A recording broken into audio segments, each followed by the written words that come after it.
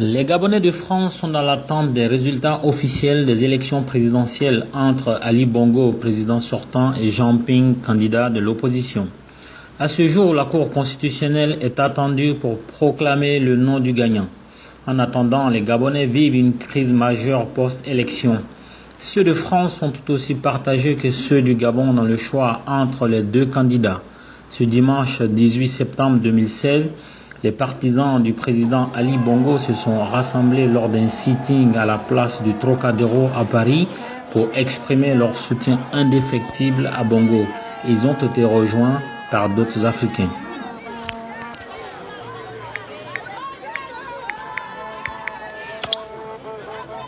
Alors je suis monsieur Damas Kakoudia.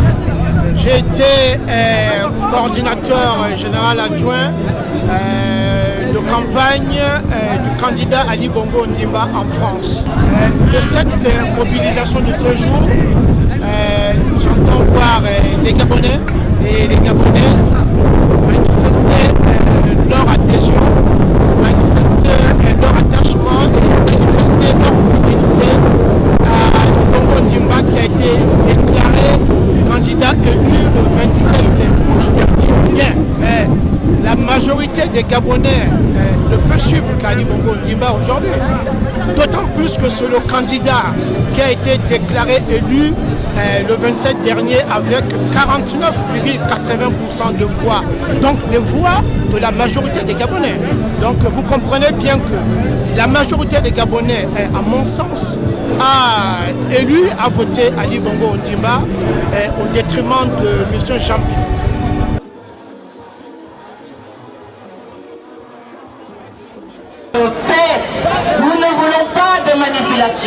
Nous voulons des amis vrais, des amis qui nous aident à développer notre pays, des amis qui sont respectueux de nos institutions, des amis qui ne nous font pas de la contre-ingérence, des amis qui nous accompagnent, des amis qui nous respectent dans un partenariat gagnant-gagnant.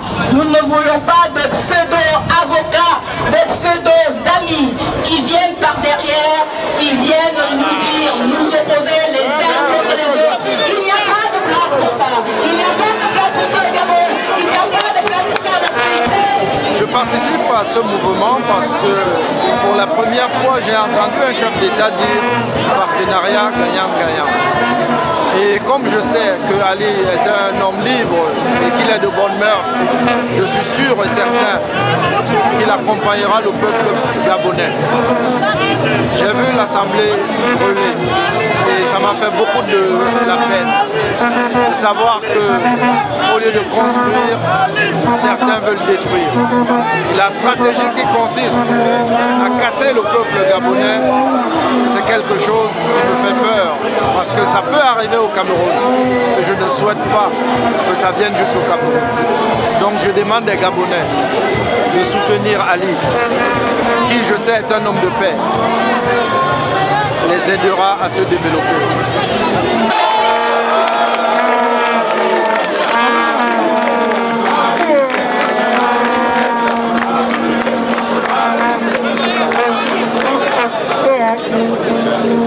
S'il vous plaît, on reproche toujours au camp présidentiel de manquer de compassion. Je ne veux pas entendre des ouh. J'exige de chacun de nous une petite minute de silence. Parce que ceux qui sont tombés, ceux qui ont versé leur sang, sont des Gabonais, sont nos parents, sont nos proches. Une seconde, une minute de silence.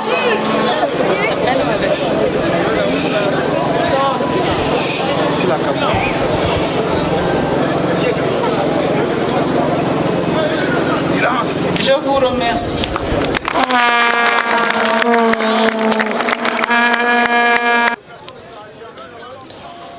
Le président du Front de gauche, Jean-Luc Mélenchon, n'a pas été ménagé.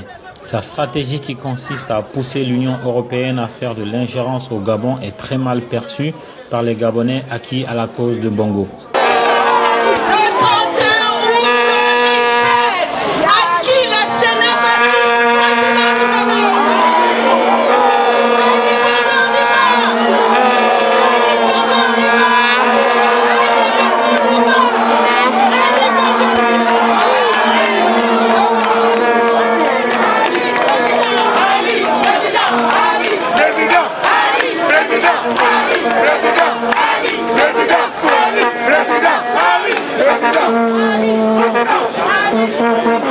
Mes chers frères, mes chères sœurs, nous sommes là au parvis des droits de l'homme.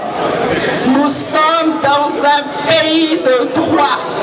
Nous sommes dans un pays qui n'acceptera jamais et qui n'accepte pas l'ingérence des autres. Cependant, nous avons des hommes politiques qui se lèvent un matin, prennent le Gabon pour une petite sous-préfecture. Le Gabon n'est pas une préfecture. Le Gabon est un pays. Le Gabon est un pays. Le Gabon est un pays. Merci. Mon propos concerne Monsieur Jean-Luc Mélenchon, le bien nommé. Jean-Luc Mélenchon,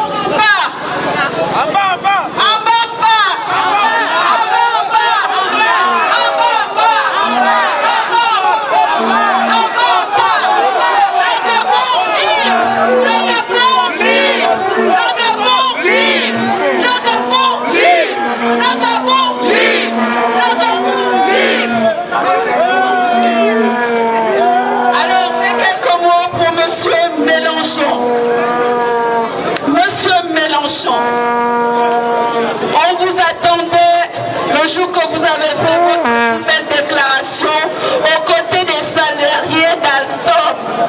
Nous avons été étonnés, nous Gabonais, de vous voir avec votre haine habituelle, avec votre haine habituelle devant la tribune du Parlement haute.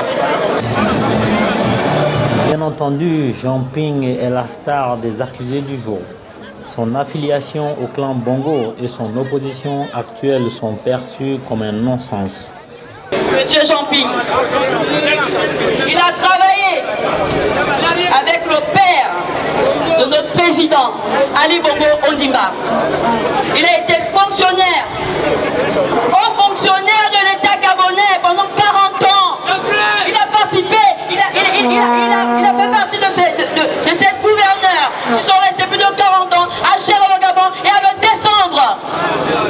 Maintenant qu'ils ont quelqu'un qui les affronte et qui dit non à tout, ils veulent s'opposer. Ils s'opposent à quoi? Et à qui? Au père ou au fils? Ou au Gabonais? Ils s'opposent aux Gabonais. Je pense qu'ils s'opposent aux Gabonais. Et nous ne voulons pas cela.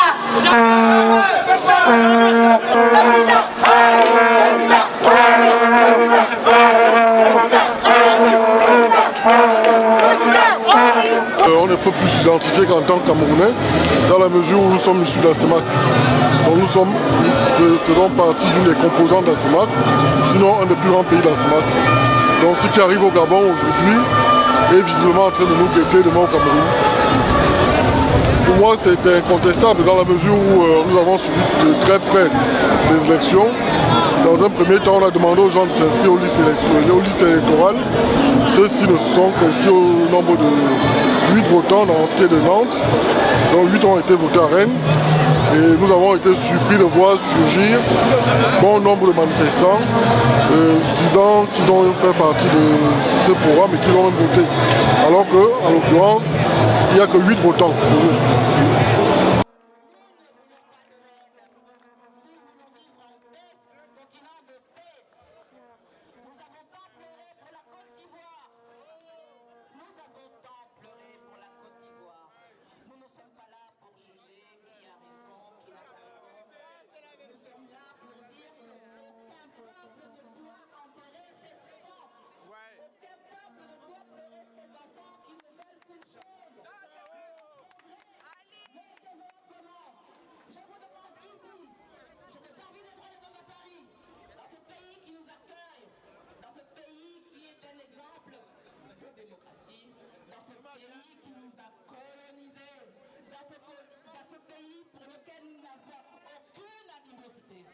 Je vous demande d'accueillir Monsieur Franck Luté, Ivoirien, franco-ivoirien. Je vous remercie.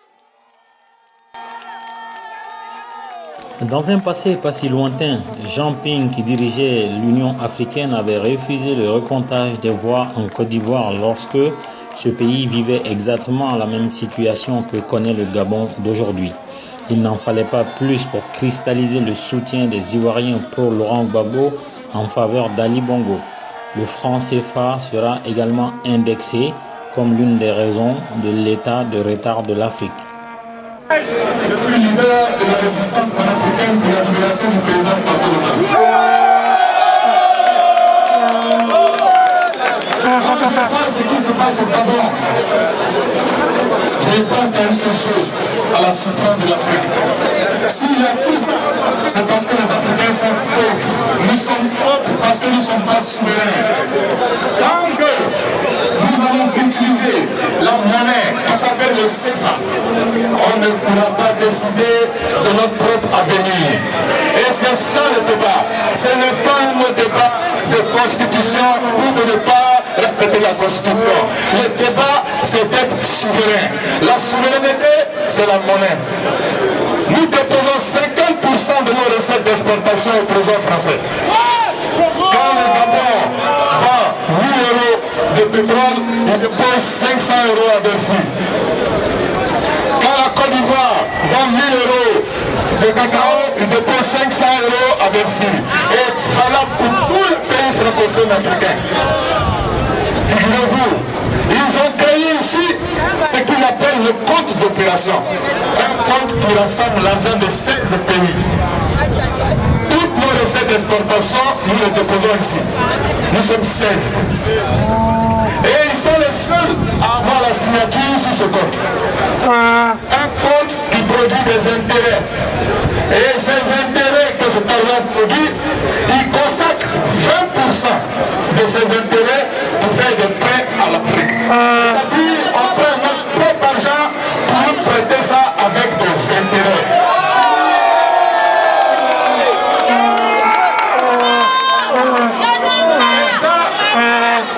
C'est ça le vrai débat.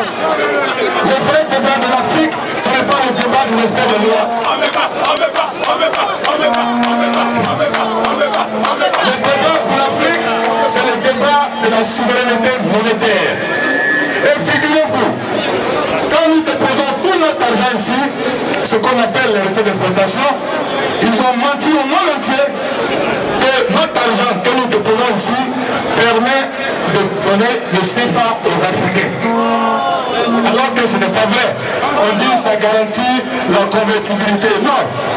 Les critères de convertibilité, c'est-à-dire, quand nous vendons nos produits, l'Américain, il paye le pétrole en dollars.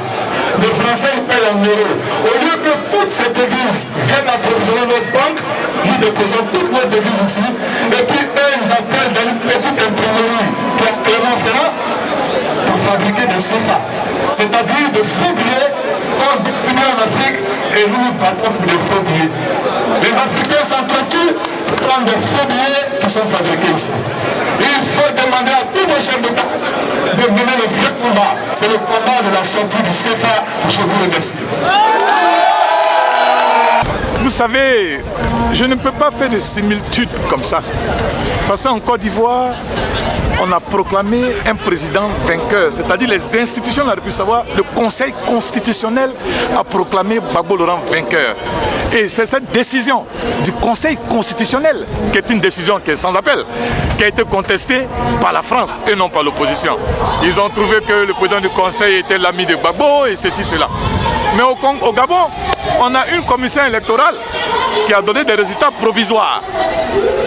Donc, personnellement, j'attends de voir quelle serait la décision du Conseil constitutionnel, qui est l'autorité supérieure, qui est l'institution qui est dotée de ce qu'on appelle l'autorité de la chose jugée. Donc, nous attendons de voir le mardi quelle serait la décision du Conseil constitutionnel. À partir de là, nous verrons quelle sera la démarche. Je crois que aujourd'hui, que ce soit Ali qui est proclamé ou que ce soit Ping, le perdant, c'est le Gabon. C'est le Gabon qui perd. Donc, moi je crois que ce qui est important pour nous aujourd'hui, c'est de rassembler. C'est de rassembler. Si la décision du Conseil constitutionnel est proclamée, il faut passer au rassemblement et non à la vendetta ou à la chasse aux sorcières. Je crois que c'est ce qui va sauver le Gabon. Appel au rassemblement. Peu importe le vainqueur, il doit tendre la main. Il n'y a que comme ça que nous pourrons arriver. Sinon, vous allez vivre ce que les Ivoiriens ont vécu. Les Gabonais vivant ce qu'on a vécu, ça va aller à coups de machette, à coups de kalachnikov et ainsi de suite. Et c'est toujours le Gabon qui sera perdant. Et j'invite vraiment les Gabonais, j'invite les hommes politiques gabonais à la responsabilité. Il faut qu'ils aient un sens élevé de la responsabilité. Après la décision du Conseil constitutionnel, il faut tendre la main. Il faut appeler au rassemblement, c'est comme ça que nous aurons sauvé le Gabon. Je vais au travail. J'écoute RFI, beaucoup écoutent RFI là. Eh bien, figurez-vous qu'il y a un monsieur que vous connaissez bien, Pierre Péan. Vous le connaissez, Pierre Péan? Il écrit beaucoup de livres, il écrit beaucoup d'histoires, et il écrit beaucoup de mensonges. Vendredi à 5h du matin sur RFI, j'écoute comme tous les jours des informations. Et puis subitement, en parlant du Gabon, Pierre Péan, lui-même en personne, sur la radio RFI, avoue humblement qu'il a menti.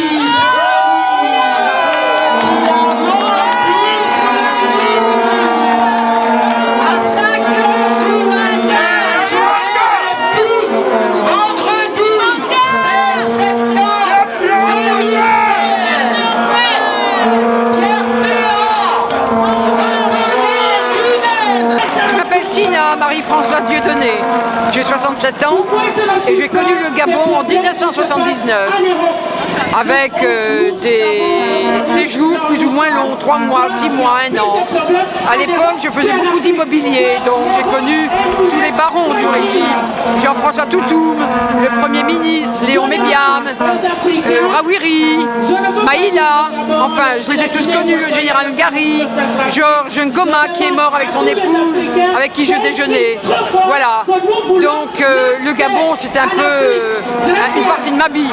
Alors d'abord, il y a une chose qui m'a beaucoup choquée, c'est la méchanceté de Jean Ping sur les origines d'Ali en insistant sur la partie qui n'était pas le fils de Bongo.